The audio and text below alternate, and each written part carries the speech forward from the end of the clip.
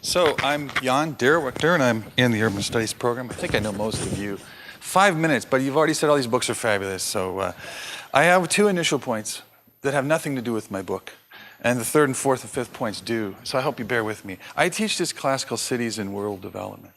And the argument is that cities are fonts of innovation and creativity. And they have been since the beginning. So I teach about ancient Sumeria and Alexandria, which had a library that burned down. 9th century Baghdad, 15th century Florence, 17th century Amsterdam, 19th century Manchester, 20th century Silicon Valley. These are creative, innovative, interesting places. They're interesting and extraordinary and worth studying precisely because they're diverse and heterogeneous and cosmopolitan. But because they are heterogeneous and diverse and cosmopolitan, they are centers of political conflict. And ancient Athens, for example, was a font of philosophy, and particularly this interesting idea of democracy, but all these people had a lot of time to think because it was based on a foundation of slavery, for example. And they've come to us through Western traditions because they were colonialists. And they were colonialists because they had demographic and ecological problems that today we might recognize as unsustainability. I start that way because, of course, the city from ancient Sumeria till today has changed. What I mean by city is cities have become metropolitan regions, or what I call city regions or global city regions. So the subtitle of the book talks about Greater Seattle, with all due apologies to Tacoma. Tacoma is 200,000 people. We live in a multi-million metropolitan region. Tokyo is a $1.4 trillion economy. Pierce County alone is bigger than 5 US states. And so shifting the way that we think about sustainability, global sustainability in cities. And so people in our field, in urban studies and in geography, people like Alan Scott, who's influenced my work quite a lot, talk about the global economy having a kind of new spatial grammar, a worldwide mosaic of interacting city regions that are overriding, if not, of course, effacing an earlier core periphery system in world development. And of course, this begs a lot of questions, and I have 3 minutes now. This book asks questions around globalizing city regions. Can they be made sustainable? What does that even mean? How do we do it? For whom? Should we, for example, unleash markets on ecology? Or is capitalism conducting a war on the earth? Or is it something in between? You know, how should we think about what I call the geopolitical economies of sustainability?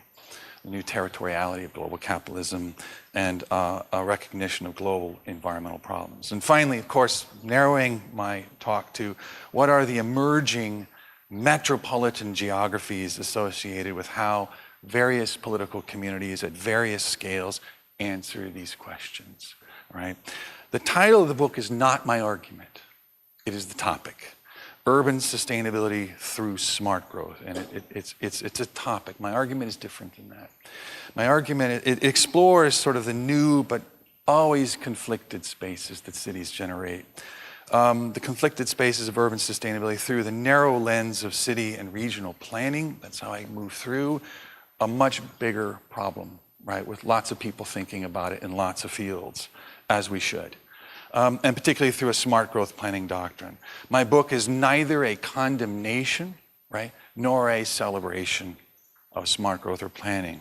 I sort of step out of it, and I argue for thinking about what I call the contending political orders, or the intercurrents.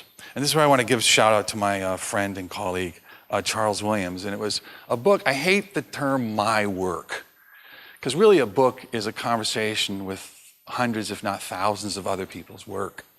And indeed, conversations such as thousands of hours of conversations with colleagues. Sometimes it's a micro moment, and sometimes it influences you in different ways. All right? And so from Charles, I got this idea of, you should read more of this, and I did. And that's the beauty of interdisciplinarity, right? So I'm not a political scientist, but I play one in urban studies. And I found it very useful. The intercurrents, this idea of intercurrents from political science and from the world of historical institutionalism and PPPA, helped give me a way to explore the production of these contending metropolitan orders. And in brief, the book argues, you can accept it or reject it, the book argues that it takes a strongly historical approach first of all. It traces this story back to the 19th century, and it argues for thinking about the spaces of urban sustainability in metropolitan Seattle as the contentious interplay of three political orders. One I call segregated accumulation, one I call state progressivism, and one I call more radical society-based counter-movement.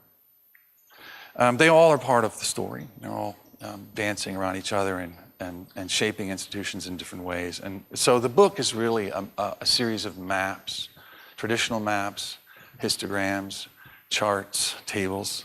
It's really an atlas in some ways. I found this book like writing an atlas. So it's exciting, right? So you're having trouble sleeping at night, open up the atlas. It's a book of maps, and it's explained these orders through this concept of intercurrence. And so really the argument of the book is found in the subtitle.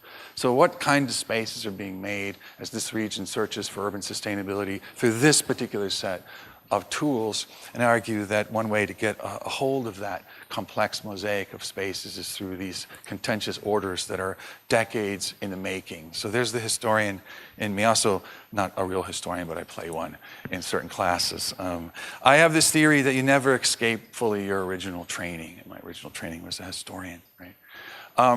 I'll say finally that this book is, in a way, is as a dialogue with my first book, which unfortunately is a better written book than my second book. I'm not sure what that's saying. I was rereading and say, damn, that's a better book. And 10 years later, this is the worst book, I think. It's a little more of a geography book. It's more of a map than a book. So this book did 4 case studies around the United States. This book went kind of deep and narrow. And then I do have another book coming out in 10 days on taking a global perspective. And so I hope you invite me back for a 6-minute talk. And I'll talk about that book. So thank you very much.